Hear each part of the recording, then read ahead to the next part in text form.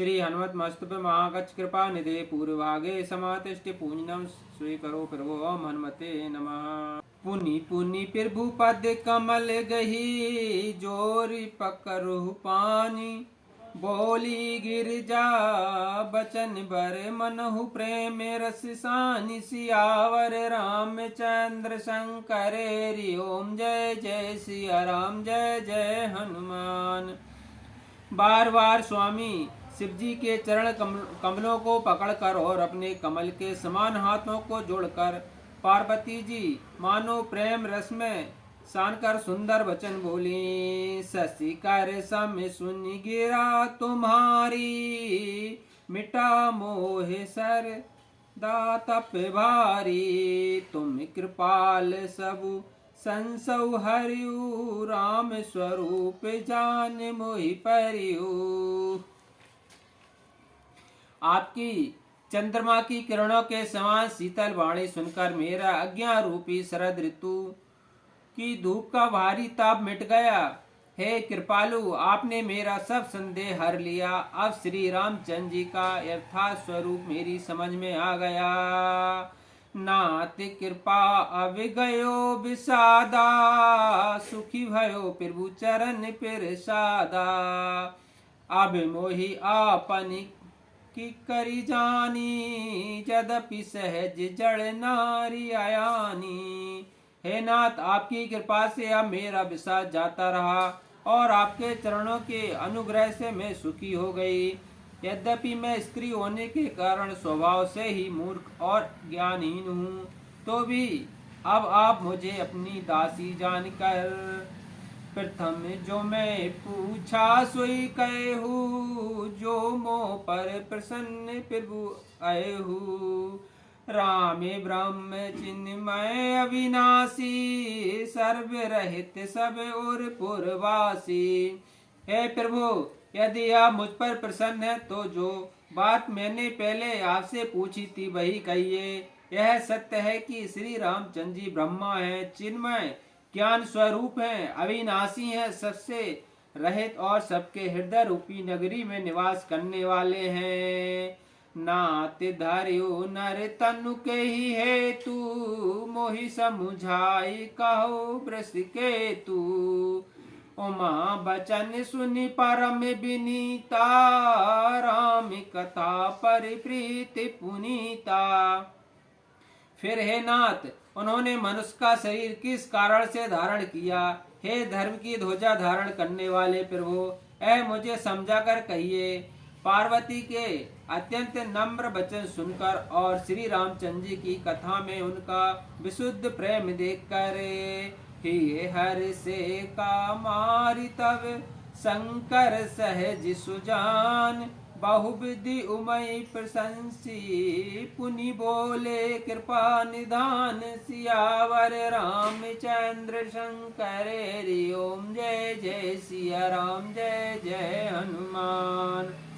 तब कामदेव के शत्रु स्वाभाविक ही सुजान कृपा निधान शिवजी मन में बहुत ही हर्षित हुए और बहुत प्रकार से पार्वती की बड़ाई करके फिर बोले। सुनु शुभ कथा भवानी रामचरित मानस विमल कहा भुसुंडी बखानी सुना बेहग नायक गरुण। हे पार्वती, निर्मल रामचरित मानस की बाह मंगलमयी कथा सुनो जिसे कागभूषण जी ने विस्तार से कहा और पक्षियों के राजा गरुड़ जी ने सुना था। सो संवाद उदार जही विधिवा आगे कहो सुनहु राम अवतार चरित परम सुंदर अनग। वह श्रेष्ठ संवाद जिस प्रकार हुआ वह मैं आगे कहूँगा। अभी तुम श्री रामचंद्र जी के अवतार का परम सुंदर और पवित्र चरित्र सुनो।